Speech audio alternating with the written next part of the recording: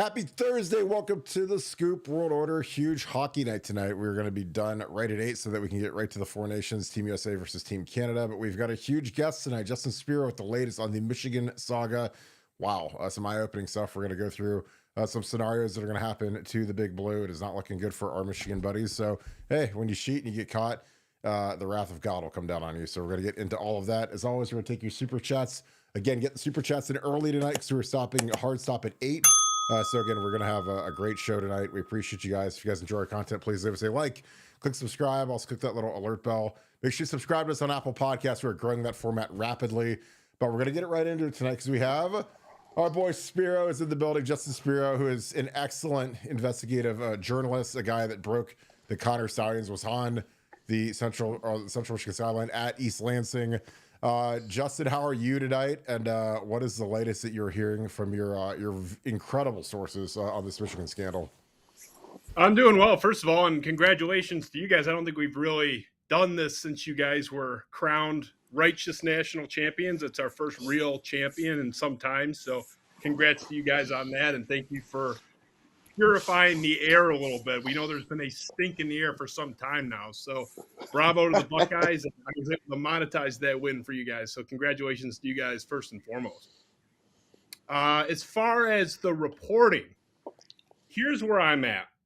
And this is my sourcing on Michigan that has nailed every step of this so far. And it really infuriates these people on the Michigan side of things, but it's just the reality that so far I'm batting 1,000 on this scandal over the course of about almost 2 years now. There is not a sense of optimism in Ann Arbor. And to whatever extent there is, it hinges on their ability to fight this in court. The NCAA, as you guys have reported, as I have reported, want blood here. So for those out there with any skepticism about, is there actually going to be a punishment? I understand the skepticism. Whatever skepticism you have should not rest with the intent of the NCAA. The intent of the NCAA is to chop their heads off. Okay? I'm telling you that for a fact. Where this is going to be fair to have some skepticism is because I think this ultimately ends up before a third-party arbiter, likely a judge in a court of law. That is the opinion also of both parties right now. So it's not 100%, but knowing what I know from both sides of it, I agree with the parties that that's where this lands. And the reason I agree with that is because I don't know how you reconcile the differences. The differences are pretty black and white, and I don't see a gray. The NCAA wants wins gone. Michigan, under no circumstances, has been willing to even entertain the idea of forfeiting, vacating any wins whatsoever. That is the definition of a stalemate. Neither side is going to budge. I don't know where this lands other than court. And both parties, by the way, agree with me. So to whatever extent you're going to have skepticism, if you're a Michigan hater or you just care about the consciousness of fair play at all in the sport, the concern you would have is this goes to court, the judge rules against you effectively.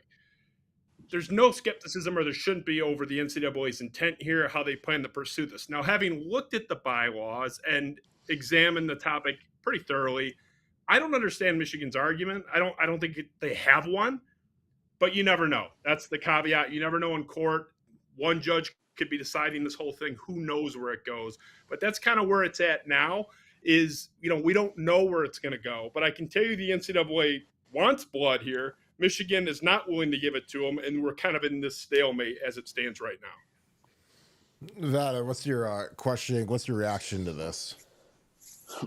Well, I think it's certainly consistent with what I'm hearing from my NCAA guys. My NCAA guys, though, are a little bit more bullish on the NCAA ultimately having jurisdiction over this because every time Michigan has tried or threatened to bring this into the court system, they've backed away because as a member of the NCAA, you sign up for a set of rules. It's like joining a homeowners association, and you agree to a process. You agree to a process by which you're charged and then ultimately judged by the Committee on Infractions.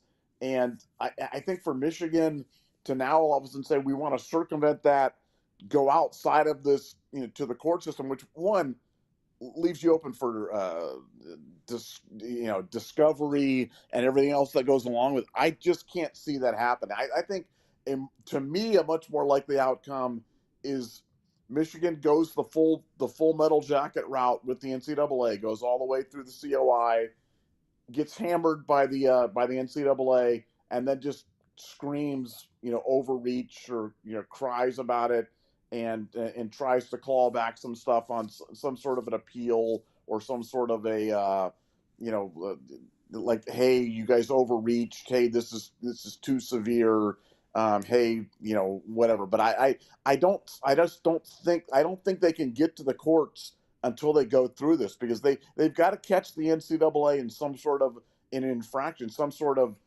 mishap where they've violated their own bylaws. They've not paid attention to the norms of investigation, where they give a person a chance to respond, and that's why they've been very diligent about not leaking the NOA, about following the procedures. The fact that NOA is still silent, other than the fact that Michigan leaked selected portions of it was it Thamel? I can't remember which one. Rittenberg. I can't remember which guy they leaked it to, but that to me is stunning, absolutely stunning. That in 2025 that you can have a document that go that far.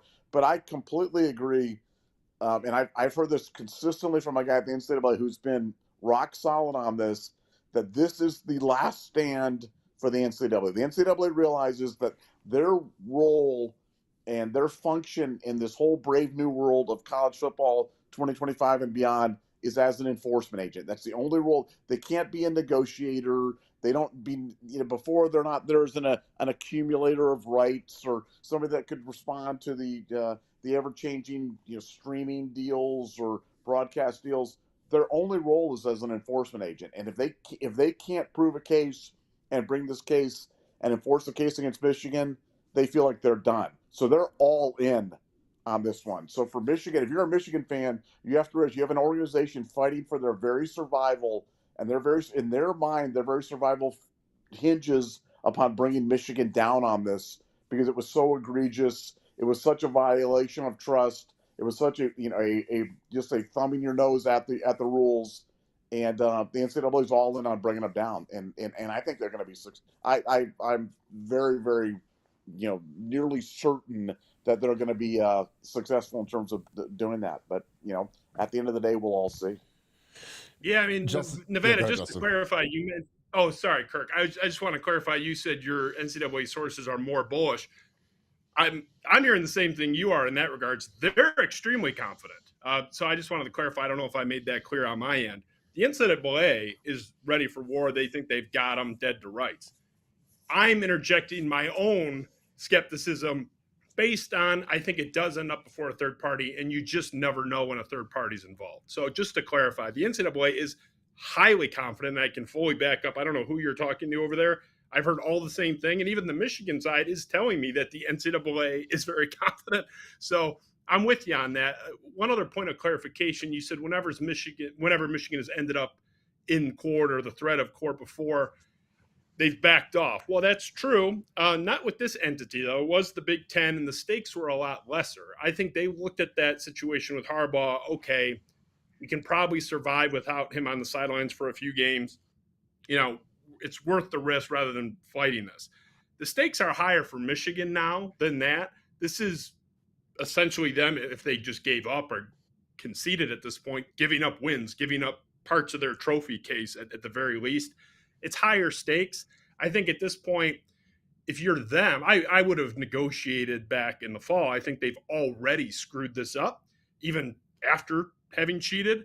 But now that they're in the boat they're in, why not fight it at this point? Because the way the NCAA is frothing at the mouth here, I mean, it's not going to be good for them probably either way. So I'd probably, even if I were them, fight back at this point. But I'm with you on the NCAA's attitude here. They're highly confident. And I've looked at, they do have discretion to enforce the rules. This is not like the NCAA getting clobbered in court with NIL or any type of other commerce issues.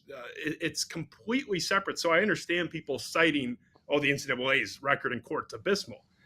Not on this topic. So, I mean, it's really irrelevant that they got clobbered in some other lane. They got clobbered because the laws in that lane weren't favorable for them. This is completely different. They have really no correlation at all. Well, to that point, Justin, I just want to ask a question because I'm not. Has the NCAA, to your knowledge, and let's talk about the lane of enforcement, the enforcement lane.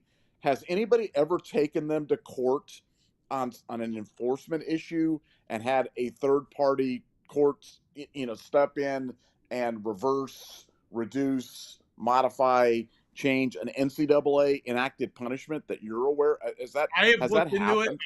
I have not found a single example. I have not. Because normally these things get even to the point of vacated, like the Missouri basketball program had an entire year of wins vacated. It was a nice year. It was like a 23-10 type team. It wasn't, a national championship level, but they negotiated. Once we get to this point, it's almost unprecedented even for a university to be fighting like this, let alone for it to then go to court. So to answer your question, I've looked. If there is an example, it's on something minor, not anything that was a national news story. I'm going to say confidently, no, I'm pretty sure. Certainly no on anything of any scale anyone cares about. Was there some volleyball program that had a scandal 18 years ago? Possibly, but not in anything that would be major news or that we care about.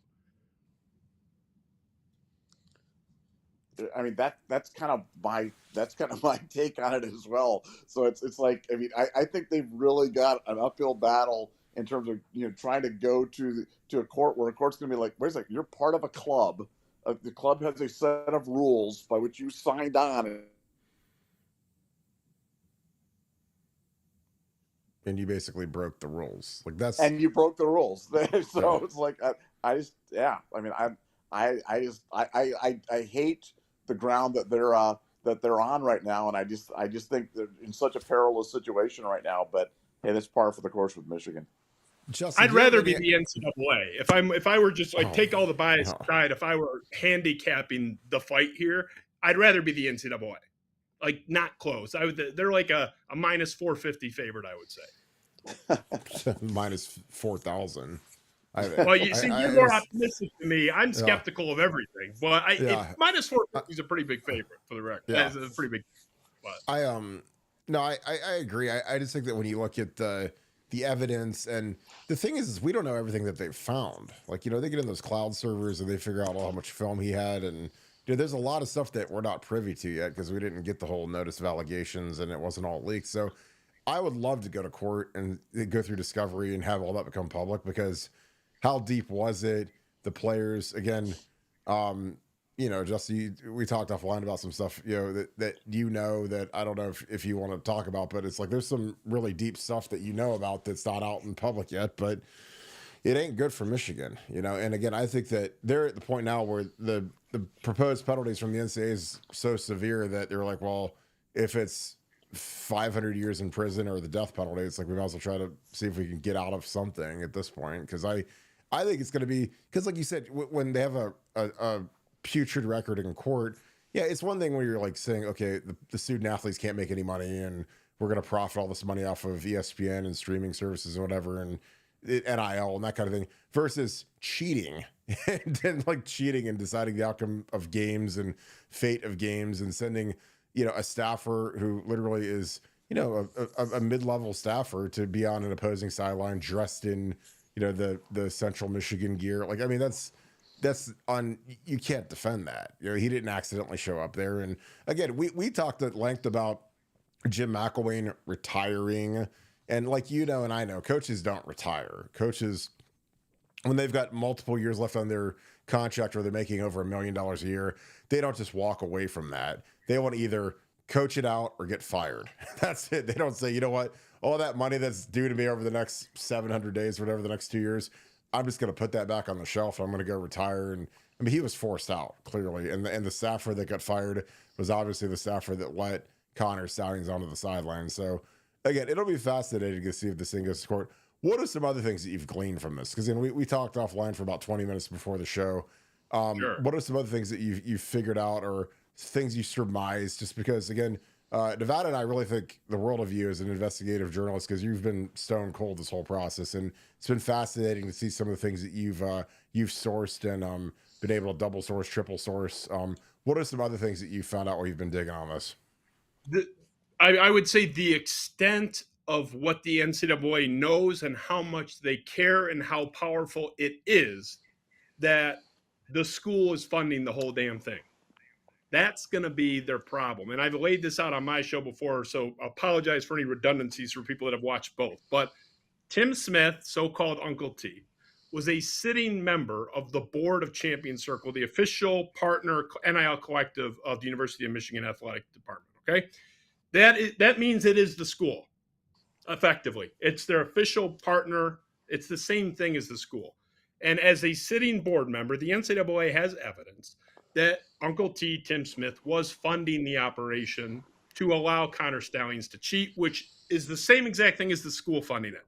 It's the same thing as if athletic director Ward Manuel were doing it, Jim Harbaugh, the school president. The school is funding the scheme knowingly. That's huge. And if you talk about this advancing to a courtroom situation, you talked about discovery, a method, a component of that process is depositions.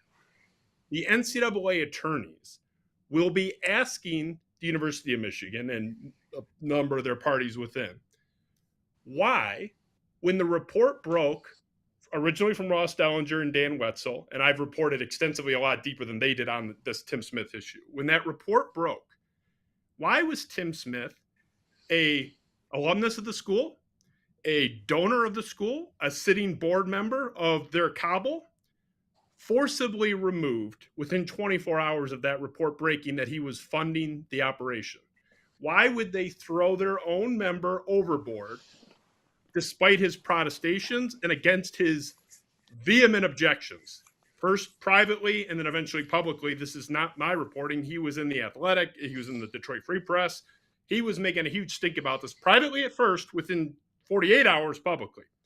Why would they do that if nothing wrong took place here? This was not a convenient scapegoat that nobody cared about. This is one of them. This is a member of their tribe, guys. This is a donor, alumnus, an important guy up there. The report comes out, he's gone. I mean, I think it was within like 5 hours, but certainly within 24 hours that because within 24 hours, he was already contacting the media. I know that for a fact. So he was out of there in under a day. Why would you do that? Why would you do that just blindly if you didn't at least suspect something was going on, which begs a follow-up question. Let's say Tim Smith was the only one that knew. It was Tim and Connor, and no one else knows anything throughout this entire process. They are mandatory reporters for even potential violations to the NCAA. Michigan State's done that. Every school that I know has done that where, look, I'm not even sure if this is a violation, but something may have happened here. They're going to be asked, why would they not self-report at least a potential violation? Because certainly they had enough evidence to throw this guy out against him, kicking and screaming and protesting. This is one of their guys. This isn't like a low-level donor. This is one of their club that they kicked out of there. And so that's going to come up in a deposition where, why was Tim Smith forcibly removed within 6 hours of this report coming out? That question's going to be asked, and I don't know how they answer that without indicting themselves effectively. So that, I would say, the importance of the school funding it is what I've tried to emphasize, what I've reported on. The NCAA has that, and they're ready to throw it at them. That is cocked and ready to go. And Michigan has no answer for that. I mean, you guys, even playing devil's advocate, how do you explain that timeline? Can you explain that? Because I can't even make something up that makes sense. No, I mean, that's the issue, is when you've got people that run these NIL collectives, is they have to go through compliance and training and because there's a lot of sticky situations you can get into if you don't do things right.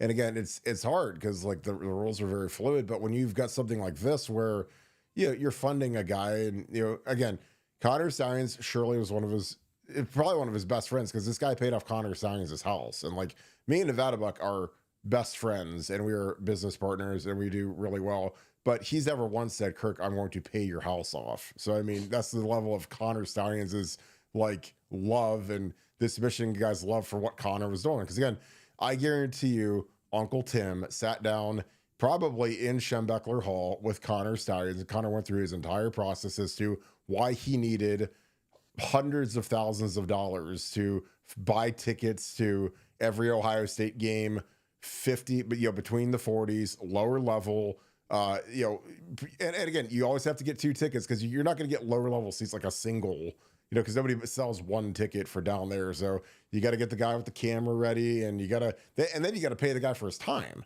You're not going to send me to the Rutgers Illinois game for my entire Saturday to stand there like an idiot for 4 hours like this, videoing signals. They'll pay me $1,000 or a couple $1,000 to do it.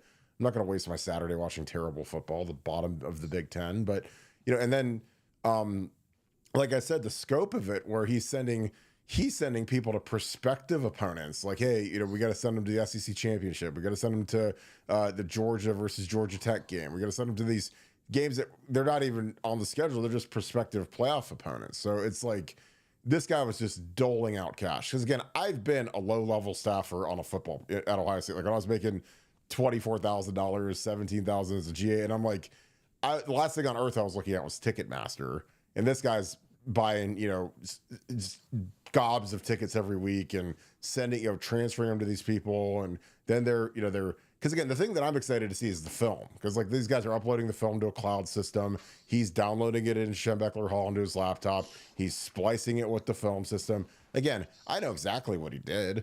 I've been him, except I just wasn't this stupid, because I'm not gonna, again, like, you could do stuff within the lines. This is so far out of bounds that it's not even in the arena anymore, but I was always curious, like the money thing, and I knew it would be some hyper jock sniffer booster like this guy who's like, he hates Ohio State so much. Connor's like, I got a plan to get him. He went through the whole thing where it's like, well, when they signal and then we signal and then they signal, like we were always his little cat and mouse thing or whatever he talked about. Like, he's like, I can switch it so that we always signal last and we always have the upper hand, and this is how I do it, but I need money for it. And so probably worked really good, because again, the guy paid off his house. So it's like, probably loved the guy and said, please don't ever leave, because this is the greatest advantage of all time. Until they got a little too heavy with it, a little too sloppy with it. And then, when you get that many people in that kind of an operation, you spread it like that, somebody's going to talk. Speaking of that, like, I've been curious as to your thoughts on who potentially could have been the whistleblower. Because again, I know it's not Mike Hart. I thought it might be Mike Hart, because Mike Hart's disappeared from the planet.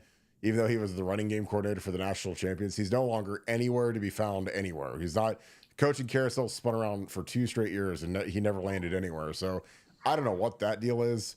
Matt Dudek obviously left town, and he was Mr. Michigan. He's down south now. But have you had any thoughts potentially on who could have been the whistleblower through this? I don't want to speculate on that. I do.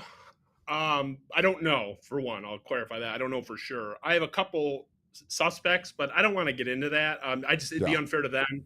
And I have a couple in mind. It's almost definitely only one of them, and now I'm naming guys that definitely weren't them. So I don't, I don't want to get into that. Sorry, it's not a good answer, but I just got to be careful. No, it's a fair answer, because like I just like the fall of Mike Hart has been one of the weirdest things ever. The fact that he isn't coaching anywhere after being a running backs coach, and running backs coaches are super easy to replace and super easy. He didn't get along. So I can report, because I know for a fact. Oh. And I don't know if there's another thing going on here, for the record, but I know a large component of this was he and Sharon Moore do not get along, badly. Really, really do not like each other. And that was the biggest reason he's gone. Is there another thing going on? Totally possible, but I can report that for a fact, because that I know. And that's not speculation. I'll report that as hardline. In fact, they don't like each other. And I have that sourced actually on both sides of them. So that I can say confidently. And, there's a lot of, and that's what it boils down to. And this is like what the Michigan people say too. Like a lot of what you said about, I guarantee you they sat down in Schembechler Hall. You're probably right about everything that you said, but like, we don't have proof of all of that, but what we do have proof of is a financial relationship, that we have hard evidence of that. And we know that they got rid of Tim Smith X amount of hours. Again, I don't know the exact amount, but it was less than a day. I think it was the same day of that report coming out, Tim Smith is out of there. So that's what the NCAA is focused on. Michigan's response to this, and Nevada said it was the word of the day. It's Michigan's biggest thing is overreach, overreach, overreach. Their other thing that they keep saying is lack of evidence. They are so focused on, oh, you guys are extrapolating this big conspiracy about this stuff. I think the conspiracy is absolutely true, at least 95% of it. The NCAA's focus is here's what we know. And that's where they're trying to redirect us. And they're saying, look, Michigan, we know you did all this stuff. And we think it's bigger than what we can even prove. But here's what we can prove. And what they can prove, and I cannot emphasize this enough to Michigan people, they have hard evidence of you guys cheating repeatedly. Repeatedly. They have a hard evidence of the financial relationship with Tim Smith and Connor Stalions. They have hard evidence and testimonial evidence of Connor Stalions on the sideline at Central Michigan. Those two things alone can hang you. You guys wanted Ohio State dead for an after-the-fact tattoo scandal, and they got dead. Now, it happened to be not a national championship that was vacated, but they had an entire season. I mean, you guys lost what, one whole season for that, right? Am I making that? No, 2010 got vacated, so like that whole season. Because I was on the staff. Yeah, they took the Sugar Bowl. If we beat Arkansas in the Sugar Bowl, they took the trophy out of the lobby and put it in the closet or something. We were not allowed to display it. Tressel's wins don't count from that year. That was his last season. So that Michigan game is just vacated, and there's no winner, no loser. So yeah, I mean, that's significant. I mean, they vacated a bowl game where that was our first SEC win ever.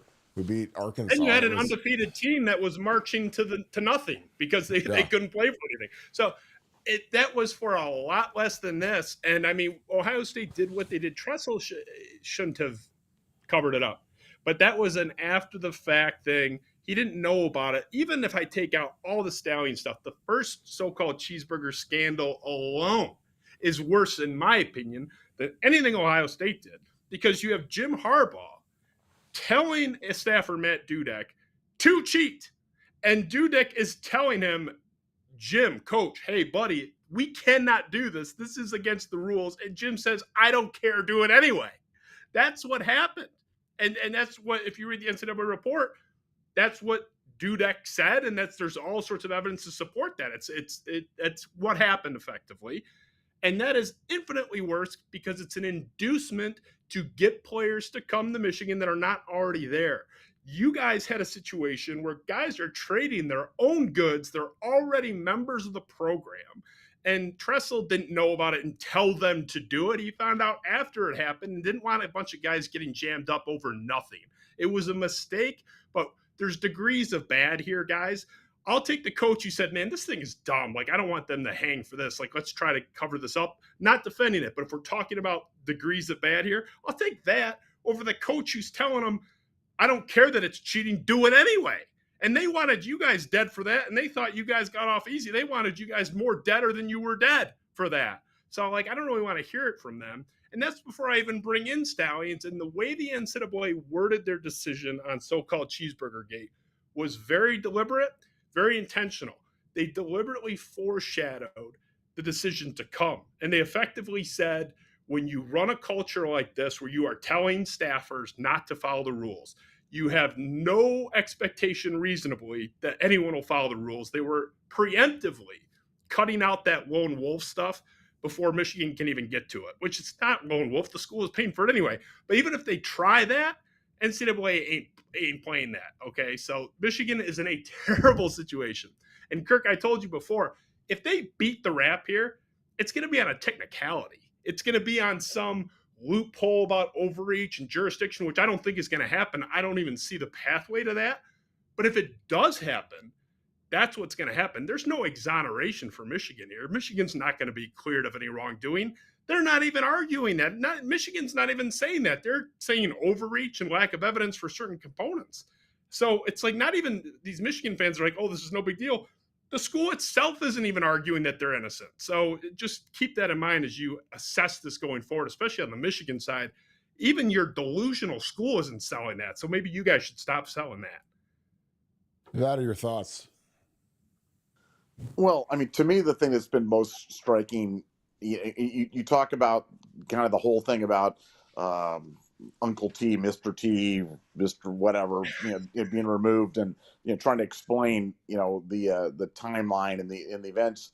I mean, Michigan has put forth a defense on the Stallions cheating of, we use third parties, so that doesn't subject them to the NCAA rule. So if you can get yourself to the point where that's Michigan's defense on that, then hey, they can defend anything at this point on the Mr. T thing, because you can't direct a third party to break an NCAA rule and not have you subject to the NCAA rule. It just doesn't work. But that literally is their defense. Their defense is, well, we only used our staffers 8 times. The other 50 times it was friends and family, and that doesn't count. But I mean, they literally put that forth, and so I mean, I thought when I first heard that argument that was just like the ramblings of some deranged message board poster, but that's the official Michigan legal response to this entire situation. So it shows you how few reads they really have to kind of hang on to on this. And I really believe that they know. I really do believe that the Michigan people know they can't accept the punishment, because if they accept the punishment without a fight, at least without the perception of a fight, the old bets and fight, and Yoko Ono going on social media and going, we're going to fight them on the streets and on the shores, and then they surrender. So I think they've got to play this out. They're pot committed to this, because they just can't admit to the crazies that they should be punished. So they've got to go with the big bad NCAA hit us, they overreached, they're trying to make an example out of us, so they can't settle. Even though I really believe that the large segment of reasonable people there, and I think there are a bunch of them, I think they know and they'd love to settle, they just can't. I just think the political climate's so bad for them to be in that situation, because they've made a hero out of Connor Stallions. They obviously had made a hero out of Jim Harbaugh and his honesty, never lie, never cheat, never steal, never do anything bad. And they found that the entire Michigan story, the whole Michigan man thing, is just all a lie. And they're just trying to play it out. But I think they know. I really do. Yeah, I mean, I have 2 really good Michigan sources on this. It's actually more if you get into the players and teams and some of the quorum stuff, but 2 in terms of this process with the NCAA. And the thing that's so fascinating about these 2 is how different they are. They're both U of M guys, both U of M alums, and U of M connected. One of them is so mad because he's one of the very few actual Michigan men that tries to uphold what they purport to care about, the Michigan man integrity stuff. And genuinely, I mean, I've known him a long time. So he's bothered by all this stuff that they did, and it drives him nuts. The other one, who, though still a friend of mine, is a complete delusional as far as this stuff goes, and is a true believer, and he's a member of the cult. And he'll probably watch this and give me a hard time later, and that's fine. But you get the different perspectives. But on the Venn diagram, where they overlap in the middle, is a complete non-denial of what actually happened here. It's just one of them is saying, oh, shoot, we're going to go down for this, or this is not looking good. I don't know if you guys saw the edit I posted a couple nights ago where I put a part of a voicemail about making that guy a hero. He's referring to Stallions there. I didn't play the entire voicemail because there were some revealing things in there. But he's saying we're going to regret making that guy a hero. This is not good that we glorified this guy. It's going to age very poorly. The other guy is saying, we're going to bleed the NCAA out. They're a dying institution. We got all this money behind us. We got the best attorneys. We're ready. We're just going to run out the clock here, essentially. So that is your argument. What a disgrace that this school that was supposedly high and mighty and so above everyone else, that even if they win, their win is, we're just going to run out the clock here. And the NCAA is going to kind of wither away because they're a lackluster institution, irrespective of all this. That's your potential win.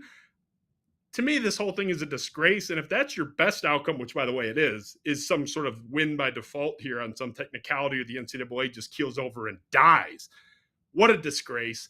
And I think they have a de facto vacation of everything they accomplished in that window anyway. Nobody takes that seriously. And as much as they say, oh, only Michigan State and Ohio State fans care, how many times have I pointed out some guy, some Clemson fan is talking about it, some Georgia fan is talking about it, some USC fan. Everybody cares if you know anything about what took place here. So the whole thing's a joke, but it is interesting that as diametrically opposed as these two Michigan sources are, neither one is denying guilt. And especially from guy number two, who if they were innocent, this guy would be throwing bricks against people's cars on their way into work to make sure everyone knew Michigan was innocent. If they were wrongfully accused, if you know the guy, you would know I'm right. He's not playing that because even he knows. So they're guilty. It's just a matter of the process and how that plays out. And I don't feel good for them. I would not want to be them, but you never know. You never know about these things with a third party arbiter, all that stuff. Not looking good though. I feel confident saying that. Nevada, you got any thoughts on that?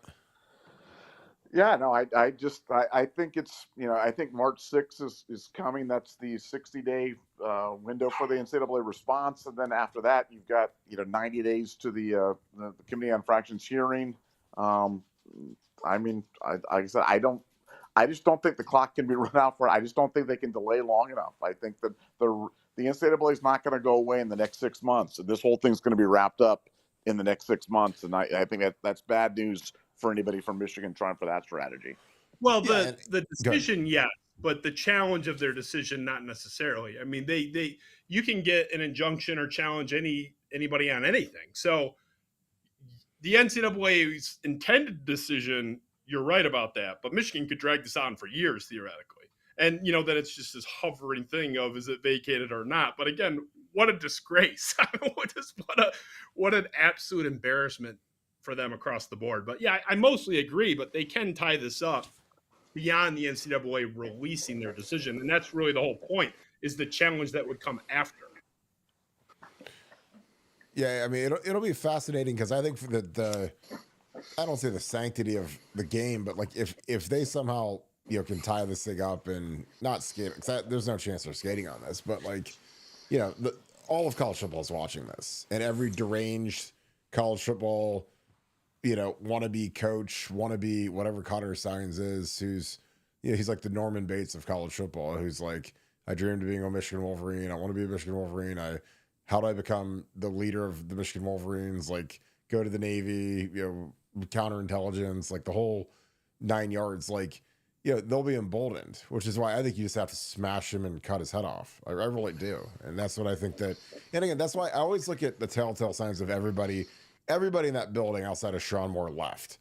They all got out. They all went to Los Angeles or to the Seattle Seahawks or somewhere that wasn't Michigan, just because of, they know what's coming. And again, I wouldn't want to be in there. I mean, Sean Moore got paid a bag to stay there and to take the fall. But I mean, the rest of it is just like, it's just impossibly bad. And again, we don't even know, we're not even privy to all of the information. Like, that's the thing that's going to be fascinating. So when we get to see some of the evidence, because I think that it's going to be really damning when they show how deep but Kirk, to that point, and I think it's a great point, and it kind of ties in with the whole thing, Justin, you were saying earlier about, hey, the comeback is only Ohio State fans and Michigan State fans care about this.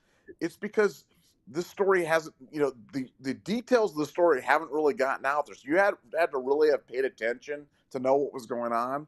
Once the stuff comes out, once the notice of allegation come out, once there's the final resolution on this and everything is poured out to the national media, you're going to see one of my favorite sayings is a little bit at first and then all at once. That is what's going to happen on this thing, because when it all comes flushing out to the national media and they start running this thing out there, man, people are going to be outraged when they find out what's been going on. They're just not as educated about this as we are, because we follow this more closely. But you've started to see things. You'll see Dennis Dodd have an article here. You'll have a little article here from USA or Pat Forday or whatever. And it's starting to come. But once the information gets out there and everybody has it for them to see, it's going to be bad. And I think the Michigan brand I say is tarnished for like the next 25 years. I mean, I don't think they're ever going to get away from this cheating scandal, much like Penn State will always own the scarlet letter on the Sandusky stuff. I think that Michigan's always going to be known as the cheating school because this thing is this egregious, and I don't think that they've gotten 1/100th of the national media attention on this yet, but it's coming, and there's no way to escape that because eventually this is all going to be played out, and the media loves a good scandal, and this is a good one. Well, and I don't understand that it's a nonsensical defense. For one, it's just wrong that only Michigan State and Ohio State fans care. But even if it were true, that's not a defense of anything. What does that even mean? And yeah, breaking news. The two biggest rivals care more than anybody else. That would be the case anywhere. It's not a defense of anything at all. That's going to be the case with any SEC rivalry. If you're talking about Bama, LSU, it doesn't matter.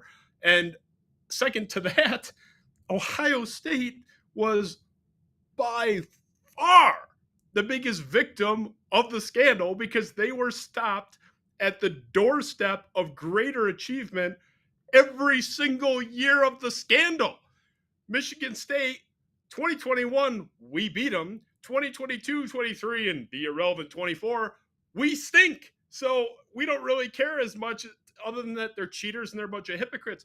Ohio State, besides being Michigan's biggest rival, certainly in at least football, is 10 times the victim of anybody else combined. I mean, it's absurd to even push back. Of course, Ohio State cares the most. Why wouldn't Ohio State care the most? It doesn't mean anything. And you said it best.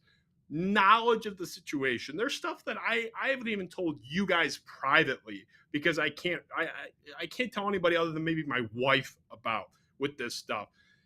If you have any knowledge of this situation, nobody would defend it.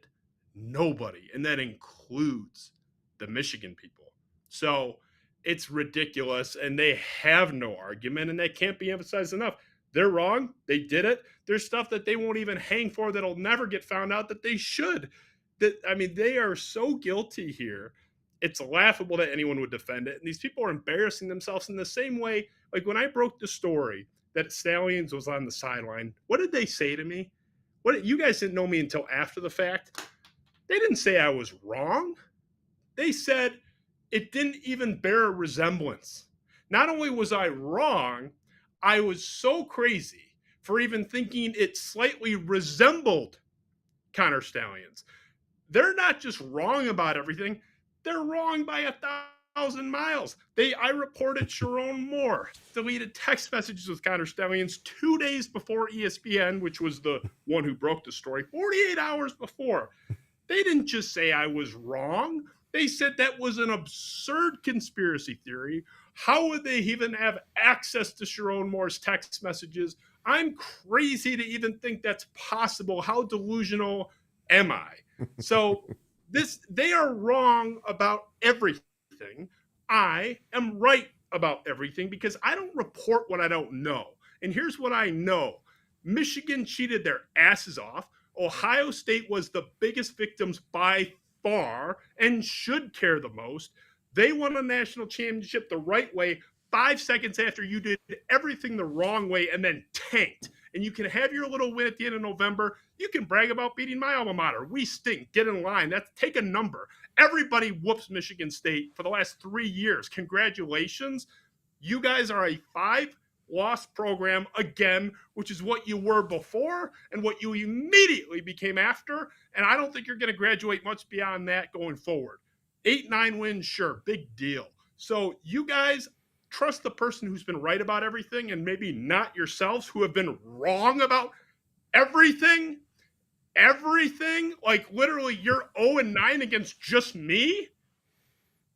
Trust me, you did it. You get what you deserve. And if you want to win on some technicality, the facts are still going to be out there. Everyone's going to laugh at all of you. I'm just telling you right now. So just enjoy, sit and spin on that. Oh, you're the best, bro. God, that's so. Sorry, guys. These people drive me. You don't have to live with them. I gotta live with these people. It's crazy. Brutal. It's like you're in Arkham Asylum at this point. You know. We got a couple super chats. Tom Gombar, thanks for the news. Any news about Matt Weiss? Justin, do you have anything on Matt Weiss? Well, I think you and I had differing reporting on this. Matt Weiss is, and I don't want to contradict you on Buckeye Scoop. The Matt Weiss situation was a peeping Tom of a digital variety. There's no connection that I have. I was told, and I think you may have counter reporting, so you guys can jump in and say you have reporting to the contrary. There's no connection to Matt Weiss and this. I've been told that adamantly. I reported that first. That was another thing I reported first, and a couple other outlets came out after, like months after, saying that there is no connection. I don't believe there's any connection there. He's a kind of a pervert and was, going into the emails of entirely female students, and I believe they were all student athletes. They were all are primarily female student athletes, and basically going through their emails. I was told no football connection. I don't believe there is. If there is, nothing relating to Stallions. So that's what I have. If you guys have contrary reporting, by all means. But yeah, I mean, the report that I got is that when they did the computer forensic, when they were investigating the potential scam, the sex crimes against minors, based upon the imaging, that they had discovered gambling cookies on the computer, and that this was a big thing with the Big Ten when they brought in U.S. Integrity, is that the gambling stuff was mainly daily fantasy, but as you're aware, daily fantasy is prohibited as well, and it showed that Weiss and other members of the Michigan football staff were accessing a daily fantasy site. So I believe there's a gambling story on this that's still yet to be told. I know the Big Ten's interested in that. I know the NCAA's investigating that. I don't know where they're at on that. But to me, that's the nexus between these two Michigan scandals. Is not a direct connection, but what I'll say is another investigation. If we have the Cheeseburger Gate, largest cheating scandal in the history of college football with the illegal advanced scouting, then you've got the potential gambling, and then obviously you've got the B2B quorum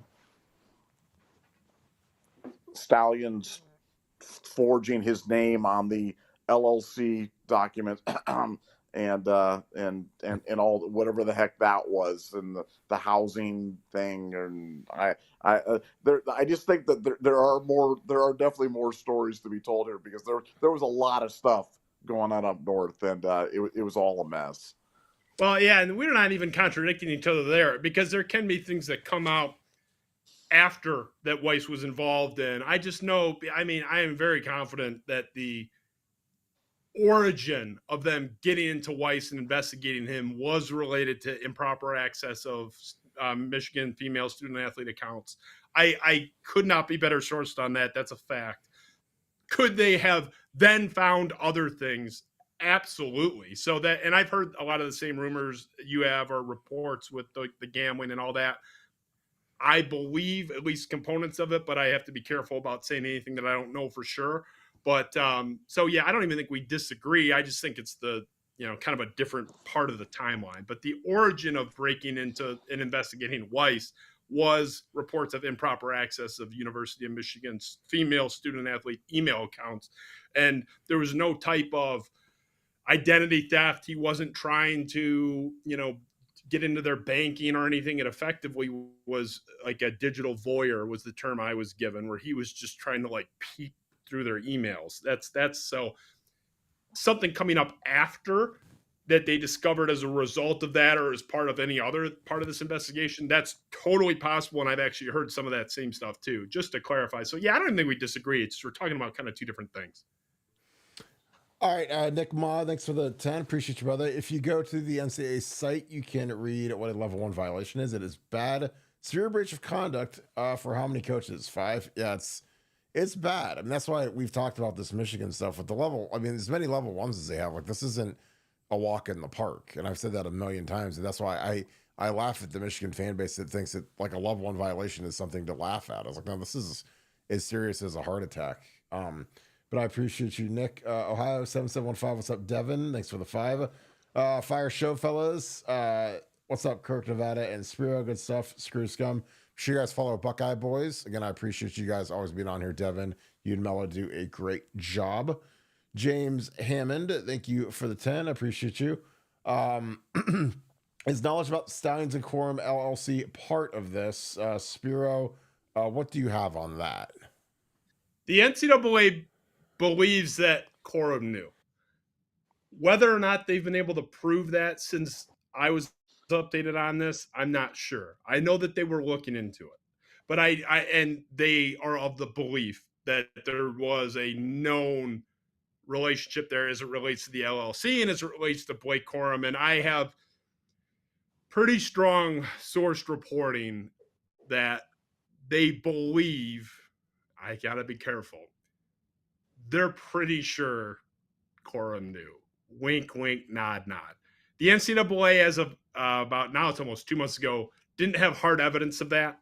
So, but I know they were continuing to look into it. This is another thing that can come out and why you wouldn't want this in court if you're Michigan, because the NCAA, unless they've come up with something in the last 45 days or so, was nibbling on that. But they have a lot more freedom to investigate that if they have a court situation where they can get discovery and depose witnesses and things of that nature, to where you're going to be impeaching yourself and committing perjury if you lie and they have evidence, to prove that. So I would say, I don't know for sure that they have proof of it, but I know they're aware of, certainly they're aware of the LLC. What they do have proof of is the relationship, financial, with Tim Smith and the scheme with Stallions and funding it. And they have hard evidence of that. And that is going to be a huge focus for them.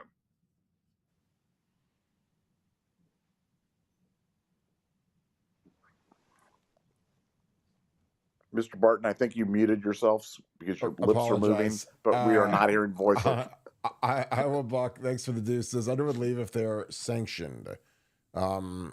I don't know. I mean, your thoughts on that, Justin? I guess it depends on how heavy the sanctions are, but they're bad. I mean, I can see him totally taking off. What are your thoughts?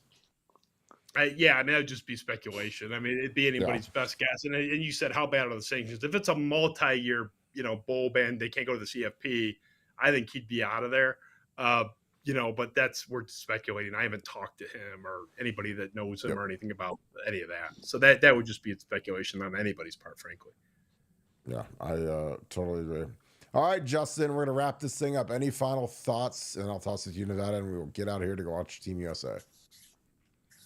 I would just say, be patient. I think even once we get the decision, we're going to be in for the long haul here about getting a final stamped resolution here. Michigan is prepared to fight this. They should. What other choices do they have? But I want to emphasize one last time, the NCAA wants blood here. So stop worrying about the intent or if anyone's going to let them get away with it. If they get away with it, it's going to be on a technicality that's fought for a very long time. The NCAA's intent should not be in question here. It's very clear. And Nevada's sources the same thing, backing up what I'm saying as well. So, we can affirm that. And enjoy your national title offseason. This is like, you guys cleansed the sport. What an incredible run. I will say I never wavered. My guy, Ryan Day, I'm not a Buckeye fan, but I am a Ryan Day fan, and I was rooting for you guys this year for futures tickets, and I wanted Michigan's biggest rival to stick it to them, and we're not good enough to do that in East Lansing. So enjoy your offseason, and don't take any crap from them. Their title's a joke. You guys won a great title, and you should be proud of your school. What an incredible run by those guys. And last thing, plug, where can our folks find you at? What's your Twitter handle, website? Yeah, Darko State News on X, Twitter, whatever is the best. Spiro Avenue on YouTube if you want to type that in. But most of my stuff's just on X and Darko State News. And if you hate Michigan, I think you'll probably enjoy it. Honestly, there's some overlap there. I was never intending to attract an Ohio State crowd. They just came when I was firebombing Michigan. But it's happy to have you guys. You're fantastic. Nevada, any final thoughts? Yeah, I mean, if you're not following Justin on Twitter, then you're really doing yourself a disservice because, I mean, he's one of the ones that I look to every time because he is so credible. He doesn't say stuff that he doesn't know. He's very careful, and that's one of the things I really respect about him.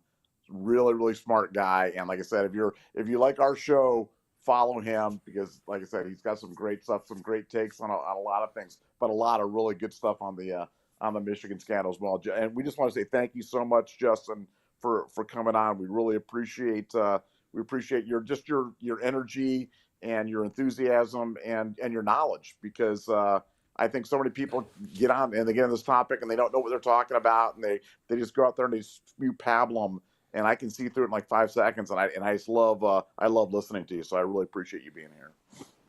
Happy to do it anytime for you guys. Love what you're doing and wish you guys the best in your continued coverage. I'm sure we'll speak again soon. Yeah, I appreciate you being. I mean, your professionalism is incredible, and you're just a killer. So we love having you on here. So I appreciate you, brother. And make sure you guys follow him. Give him a follow. Tell him Scoop sent you. Appreciate you, my dude. That being said, let's wrap this show up. If you guys have any questions, please leave them down in the comments below. If you guys enjoy our content, please leave us a like, click subscribe, also click that little alert bell. Again, love you guys to death. Again, huge show tonight because you guys made it one. Getting off a little bit early because this USA game is about to kick off, but.